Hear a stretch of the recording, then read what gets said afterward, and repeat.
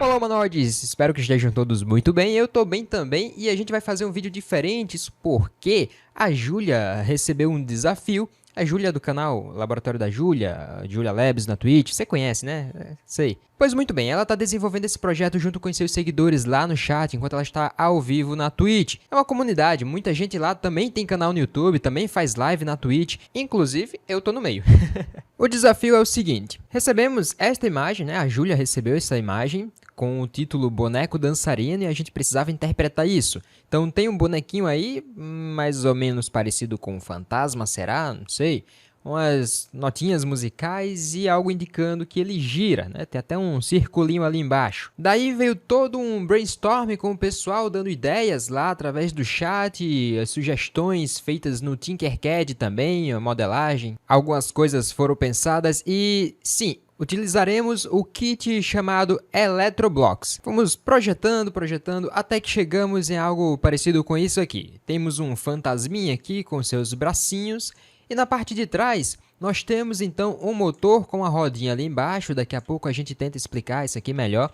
E uma bateria aqui, o Power Bank, né? A Power Bank do Electroblocks. A ideia aqui é fazer utilizando materiais reciclados, recicláveis, né? Palito de picolé, papelão, todo o passo a passo, as coisas acontecendo, como foi feito, vocês vão ver, claro, lá no laboratório da Júlia. Mas aqui, ó, já posso mostrar a vocês como ficou mais ou menos a nossa ideia. Olha lá, fantasminha com seus bracinhos, o palitinho de picolé ali, com a rodinha girando, fazendo todo aquele movimento. Mas como isso funciona, aliás? A gente precisa fazer algumas pequenas melhorias aí, porque... Bom, para ajudar um pouco mais, tentar descobrir como isso aqui funcionaria melhor e até mesmo para validar a ideia, eu resolvi fazer com Lego. Aqui, que estava mais fácil para mim, mais à disposição, eu não tinha alguns palitinhos, só tinha hashi de sushi e palito de churrasco, então o Lego vai bem. A parte que interessa é essa daqui, ó. Essa daqui. Essa outra aqui é apenas a estrutura que eu fiz para ajudar a fixar o papel. Temos os bracinhos. Temos a estrutura central aqui, que seria esse palito laranja. E aí, ó, olha só, eu coloquei mais uma coisinha laranja aqui, que é para fazer um L. Fica mais fácil de mexer os bracinhos. Daqui a pouco a gente vai ver isso melhor. Aqui o L. E aqui embaixo tem a ligação com o motor. Isso aqui é um sistema que a gente conhece aí como virabrequim, né? Pelo menos é um sistema parecido. E aí a gente tem aqui a parte do... O nome é crankshaft, e crankshaft virabrequim. Vocês podem encontrar também como crank slide. Mas calma, como eu devo ter falado a vocês, essa parte toda aqui gira em torno deste ponto laranja, né? Esse cilindrozinho laranja aqui que seria fixado ao chão. E aí tudo vai ficar girando, orbitando isso aqui. A princípio a gente vai desprezar, vamos ignorar isso aqui. Então vou até esconder e ficamos com esta parte aqui. Olha só, o motor vai fazer a roda girar e com alguma coisa que a gente vai fazer para fixar este palito à roda, ele vai também conseguir movimentar os bracinhos, assim como a gente tem aqui na estrutura de Lego, que eu até fiz uma programaçãozinha bem simples no próprio bloco, né? Nem o computador eu utilizei para isso, e a gente vai conseguir ver os bracinhos se mexendo. Olha que legal!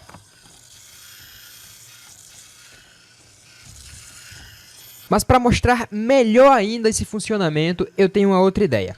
Calma, aqui a gente já viu que funciona, certo? Lá na minha época de estudante lá da UFRN, eu utilizava um aplicativo chamado Force Effect Motion, que é o que a gente vai ver agora. Aqui está o Force Effect, então está deitado, tá? Vou pegar aqui, ó, tá assim.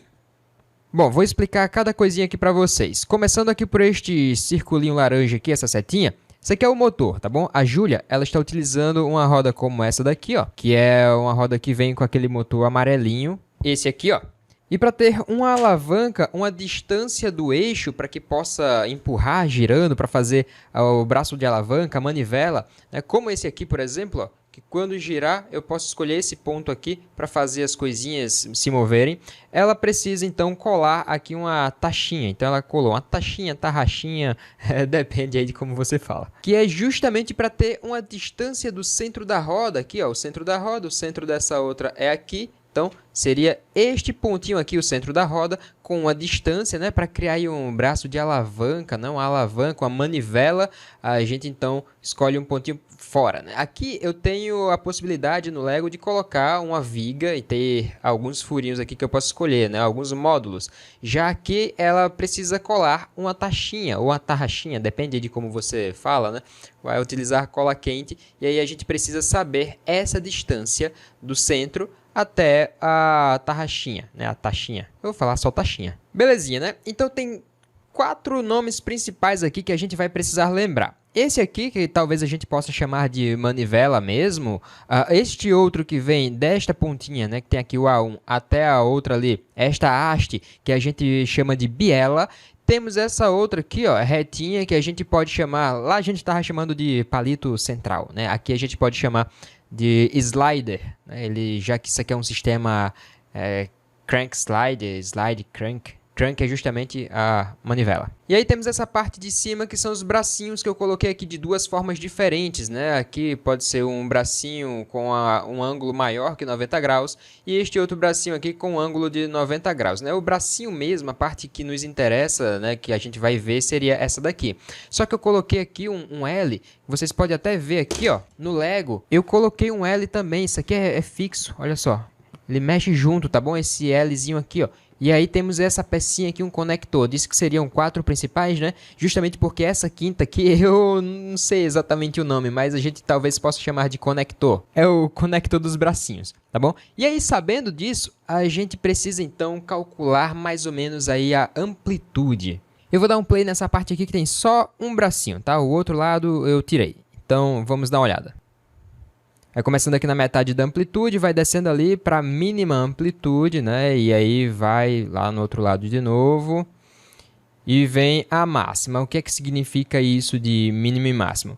Quando está exatamente nesse ponto aqui, a gente tem a extensão máxima aqui desse slide, que é justamente onde a gente vai ter o bracinho todo para baixo.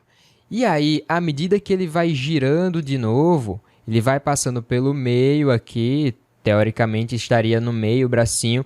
E quando tem ali a mínima, né, no ponto mínimo, ali a mínima extensão, a gente tem a amplitude mínima. Na verdade, a amplitude mínima bom, mas enfim, mínima extensão. Aí a gente tem o bracinho lá para cima, tá bom? Veja que aqui o bracinho ele não tem 90 graus. Aqui no Lego eu fiz com 90 graus, né? A gente pode ver aí uma forma também de fazer com 90 graus. Esses triângulos, né? Esses triangulinhos que tem aqui, ó, eles são apenas apoios. Então tem aqui um apoio mais fixo. Esse aqui é um apoio que permite que faça esse slide, esse movimento aqui de um lado para o outro. Esse aqui é o mesmo apoio daqui do motor, né? Ele é fixo e permite aí uma certa rotação. Como é que cada parte dessa influencia no movimento? Bom, como a gente viu girando aqui, a amplitude é definida justamente por este rapaz aqui, esta haste, que é a distância do centro lá da roda, do motorzinho, até a extremidade, ou um ponto que a gente queira fixar a tachinha, o local. Digamos então que isso aqui tem 1,5 cm, ou seja, cada quadradinho desse vai ter 0,75, tá bom? Então, a gente tendo 1,5 cm, 1,5 cm, quando ele chegar exatamente nesse ponto, a gente tem a mínima extensão, ou seja, a gente puxou aqui também, ó, 1,5 para trás. Então, estamos exatamente nesse ponto. Quero que vocês marquem, vejam aqui esse ponto na mínima extensão. Quando a gente vai girando, então continua girando, vai passar aqui pelo meio, e olha só o movimento da biela. Vai lá o slider lá para frente e chegamos na máxima extensão. A máxima extensão a gente tinha antes 1,5 para trás, agora a gente tem 1,5 para frente, totalizando 3 centímetros de amplitude de pico a pico, né? Que seria exatamente o ponto mais alto e o ponto mais baixo. Daí a gente tem 3 centímetros, 1,5 para cima, 1,5 para baixo. Propositalmente, eu coloquei esta retinha aqui, ó, coincidindo com esse ponto, porque se a gente tivesse um bracinho reto, sem ter este ângulo, esse pequeno ângulo aqui, a gente, olha só, na hora que ele estivesse voltando, perceba quem é isso aqui? Isso aqui é uma diagonal, né, desses dois catetos aqui, ó. Seria uma hipotenusa, por exemplo. E aí, na hora que ele vem voltando, ele é maior do que isso aqui. Ele empurraria o slider para o lado e não tem como o slider ir para o lado. Ele só vai para frente e para trás nesse caso aqui. Então, daria um probleminha. Poderia dar certo se fosse algo maleável como uma cordinha, né? A Júlia estava usando uma cordinha. Não sei se vai ficar sendo a cordinha ou se vai ficar sendo um araminho. Mas a gente poderia ter um bracinho com uma certa distância, né? Esse aqui é o furo onde vai ficar fixado ao papelão, ao fantasminha, né? Justamente o ponto articulável aqui. E aí a gente teria aqui um braço de alavanca para ser puxado por um araminho ou cordãozinho, que seria esse aqui.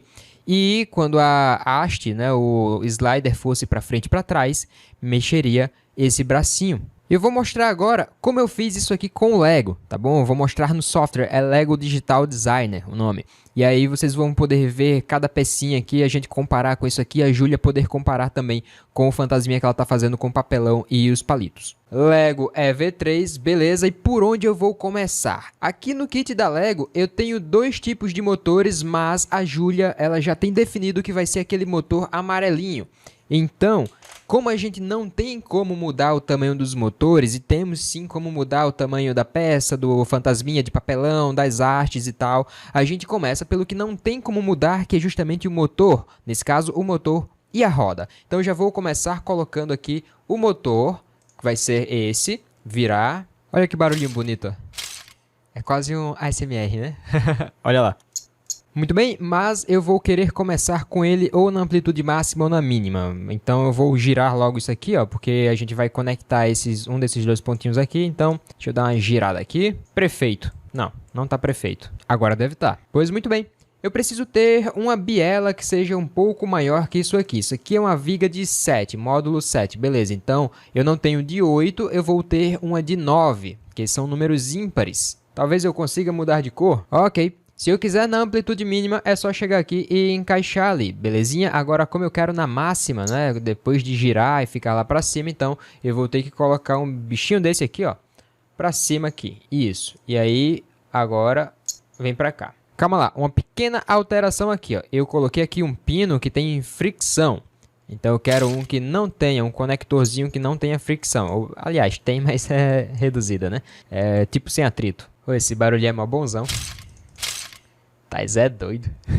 Agora, eu preciso do slider. Esse rapaz aqui. Tela cheia, por favor.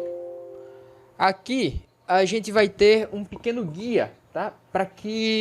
Um pequeno guia para que o slider, né? A pecinha do meio, a haste do meio, ela não fique fugindo para os lados. Para que ela vá sempre naquela mesma direção ali, vertical, para cima e para baixo. Então, qual é o tamanho que ela precisa ter? Pelo que eu estou vendo aqui, é o tamanho desse guia, mas o tamanho da amplitude. A gente tem aqui uma amplitude de módulo 7, né? No caso aqui eu tenho 7. Isso aqui traduzindo em centímetros, espera aí. Aproximadamente 5,5, com alguma pequena variação aí do centro dos pininhos. Belezinha? Então, seria essa viga de módulo 7, que é justamente a amplitude, mais o tamanhozinho aqui do guia, mais um resíduozinho aí, um tamanho para fazer a conexão tanto embaixo quanto em cima. E aí aqui em cima eu tive que fazer um pequeno truquezinho, né? Porque não ia ficar legal conectar os dois bracinhos conectores, os conectores dos bracinhos, os ombros aqui, a clavícula, vamos dizer assim.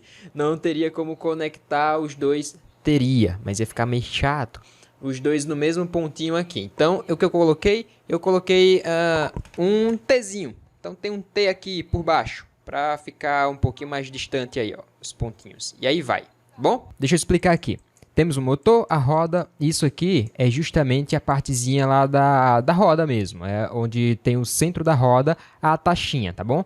Esse aqui é a biela, que é quem vai conectar a taxinha da roda ao slider, né, que é o palitão do meio lá.